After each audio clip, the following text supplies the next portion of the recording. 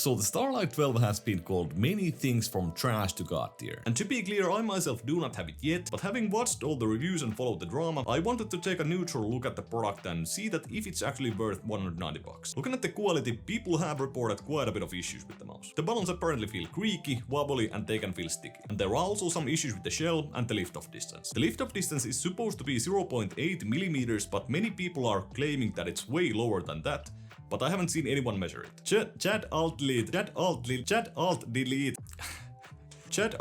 is a reviewer that has pretty much all of the issues that you can have with the mouse, so if you're interested in those, definitely go check out this video. But in general, people have been quite mad about the issues, and that is understandable because the mouse is so expensive, and I've been hearing things that FINALMOUSE is only looking to repair these faulty units and not actually replace them. So the RMA process can take quite a while when you send the mouse to them, they repair it and send it back. But the thing is that why are people surprised? FINALMOUSE has pretty much always had some build quality issues with the scroll wheel, the clicks or the shell. Those people with major issues are understandably very loud on social media, but we do not get the full picture from that, and we do not know how widespread these issues are. But for now, it does seem like there are too many issues with the Starlight-12, but you know, this is something that happens with innovation. When you start to use new materials like the Magnesium Alloy and produce something at scale, you will run into unexpected issues. But FINALMOUSE might actually not be as innovative as you think. For example, Asus already tried Magnesium Alloy at their mice in 2018. Granted that they only used it for the base. After this, apparently no company tried it after because Magnesium Alloy seems to be too hard to control. And that could be why we are seeing those tolerance issues in the Starlight-12. I've talked to many people, and there are also some doubts on the long-term durability of the material, especially on bending parts like the triggers, for example. Without actually trying the mouse, I myself would not consider the material to be a positive aspect. It just happens to be probably the best material to use if you want something that's very lightweight and doesn't have insane shell flex. But let's look at the performance of the mouse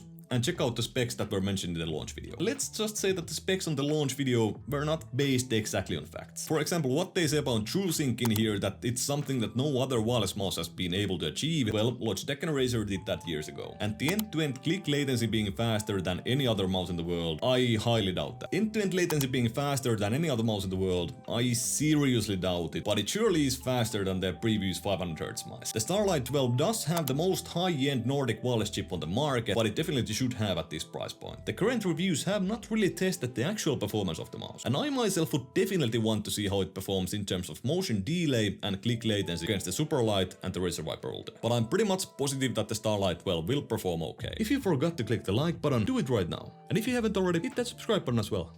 Moving on to shape, and I do not want to talk too much about that as that's very subjective, and I have not tried the medium version myself, but the small version is not for me. If Max Gaming gets some units, I will definitely be going for the medium version. FINALMOUSE was the first company to come out with lightweight shells and honeycomb designs, and that's something I do appreciate. But today we have lightweight mice without holes, and in my opinion that's the way to go. The Starlight-12 small is specified to be 42 grams, and that's very lightweight. The medium is 47 grams, and of course the weight is highly dependent on the shape and the size of the mouse, but for me, pretty much anything under 60 grams is overkill. There are quite a lot of people who think that the lower the weight, the better the mouse is for aiming, but I myself heavily disagree with this, especially for claw and palm grip. For fingertip grip I do agree to some extent, but in my opinion a mouse in this size category does not need to be 40 grams. At the moment I would like to see FINALMOUSE focus on the quality and the performance rather than making mice extremely low weight. So should you actually get the Starlight-12? FINALMOUSE keeps mentioning that everyone will have it. If that's somewhat even true,